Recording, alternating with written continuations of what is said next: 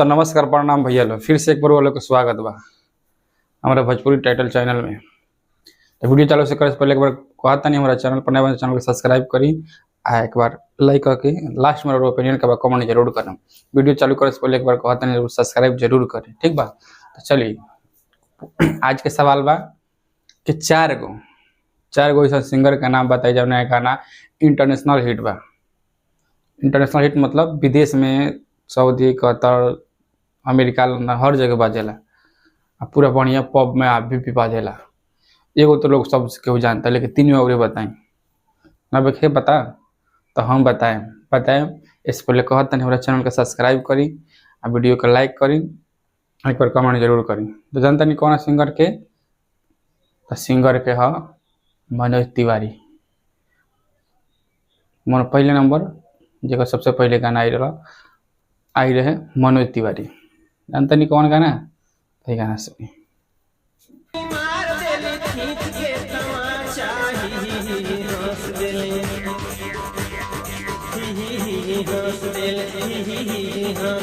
गाना अब गाना सुन लेनी तो गाना कौन रहा, कस के खींच के मार दिले कस के चमाटा ही हंस दिले रिंगिया के पापा। एक रहे मनोज तिवारी, बहुत पहले 13-14 साल पहले के बात है। दूसरा का में तो सब क्यों जाना थी, सब क्यों का चाहता कलाकार पावर स्टार पवन सिंह के। जानता नहीं कौन गाना, यह तो मालूम ना हुई तो बताओ तनी बताएं हम। इससे पहले हमारे वीडियो को सब्सक्राइब लाइक कमेंट जरूर करी। सुनी है गाना।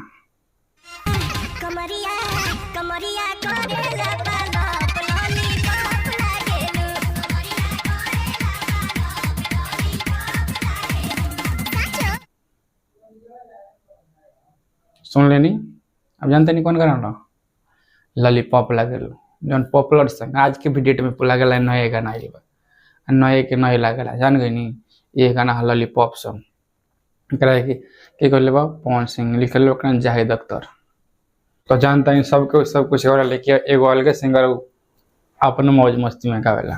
केहू के गाना चोरी से मिले जगह मिले गावेला, बेचारा गावेला से भरोसा रखेला। गाना जौन भी करो तो हिट होला।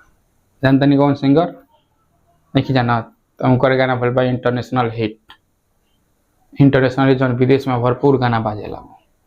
जानता नहीं कौन गाना, एक बार ये गाना सुनिए।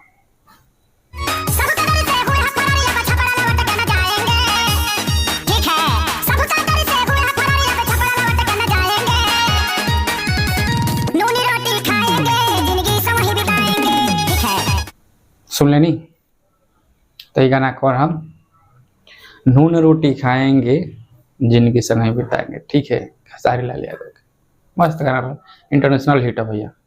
ये पब में ना बजला, लेकिन विदेशी लोग बहुत बढ़िया पसंद करेला। अब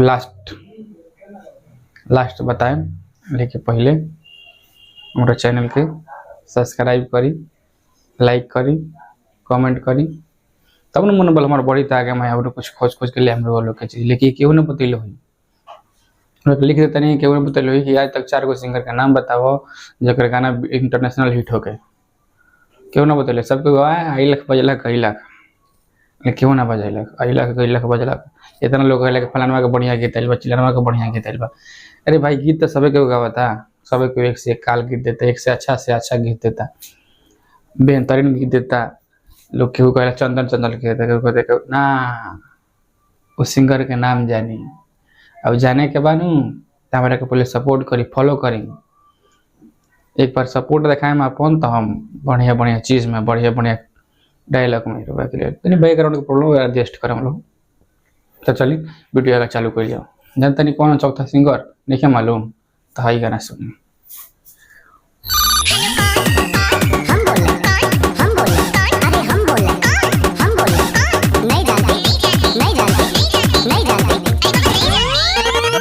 सुन लेने का ना, हेलो कौन, रितेश पांडे 982 मिलियन, सबसे तगड़ा हिट।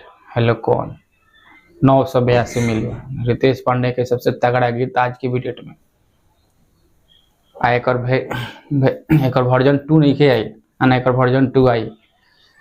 रितेश पांडे कह दिल बड़न कि वर्जन 2 बने का मतलब बा हमरा। हेलो कौन एक से बड़का कौन शब्द हो, एक कोनो वर्जन 2 नहीं है।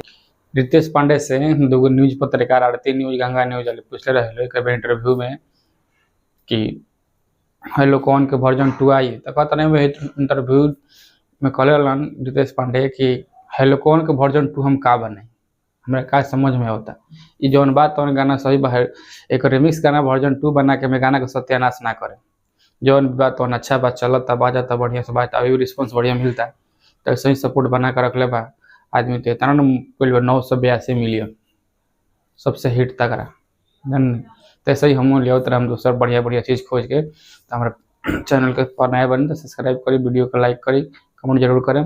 फिर से कहते हैं सब्सक्राइब करें तब कुछ सुने के मिले, कुछ अच्छा जाने के मिले।